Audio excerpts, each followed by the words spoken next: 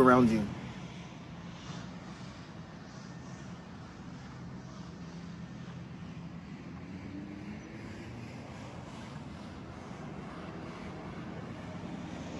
This is a place called Marsden Park in New South Wales. It's a new suburb. It's extremely beautiful. From the road down here, they're building a shopping center. And up on the road here, they're building the phase 2.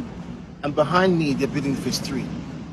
Properties here range between $630,000 to $1.8 million, depending on how much money you have. Now, if you're familiar with the property prices in Australia, you would know that to get a loan at all, to buy a house, you need about 20% deposit with the bank to get a loan.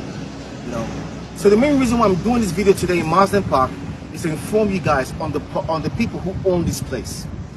Now, there's a very high population of Indian residents in this Marsden Park here today. As a matter of fact, if I go out there and I put a signpost and say, "Welcome to India," you probably are going to believe me. Because in every street, in every corner, everywhere you go, you find 1 or 2 Indian families living here. Now, why am I particularly talking about the Indians? Indians are immigrants, like African people, like Arab people, like everybody else. They go to the embassy to apply for a visa. They get the visa. Some of them get rejected. India is also part of the high-risk people of immigration. So they go through every single scrutiny for visa processes, just as we do.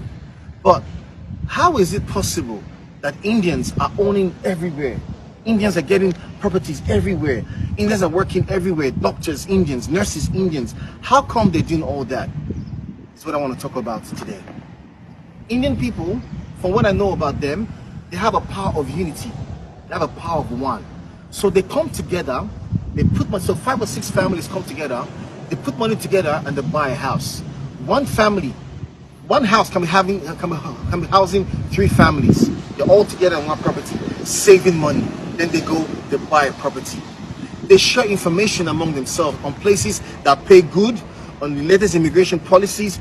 Indians distribute information to one another. And look at what they're doing now. They're slowly owning all everywhere you go. In the next 10-15 years, how much do you think one of the properties here will cost? It's going to be valued at a lot of money. And Indians have already strategically placed themselves in this position. Now, I was speaking to an Arab guy who works with me.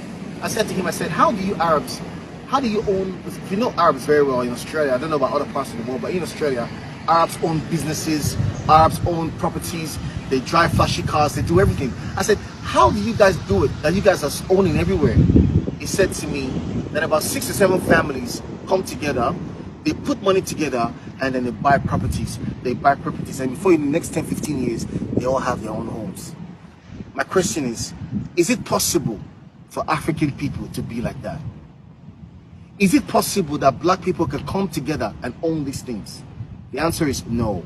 Why? Because when black people come together, it's either this one wants to sleep with this one's wife, or this one is using voodoo to affect this one, or this one is tearing this one down. And it's so sad that our division is tearing us apart. We are missing out on these things. How possible is it for black people to come together and say, you know what, each of you, let's make a certain amount of money and let's invest in properties. Let's do things so that our children can have a share of wealth in this part of the world. No, we can't think like that. Rather, we think about tearing each other down. And our division has led us to this. We work so hard. Sometimes we don't even know where our money goes. African people, we spend so much money buying stuff we don't need to impress people that we don't like. Why? Because within us, there's so much competition. And the competition is making us lose a lot of money, lose a lot of wealth. Tomorrow now, when an Indian person becomes the Prime Minister of Australia, or an Indian person runs for a big office in this country, we'll have so many things to talk about. Meanwhile, they won't realize that their ancestors came to this country many years ago and paid a heavy price. African people, our ancestors told us that together we are rock, but divided we are sand.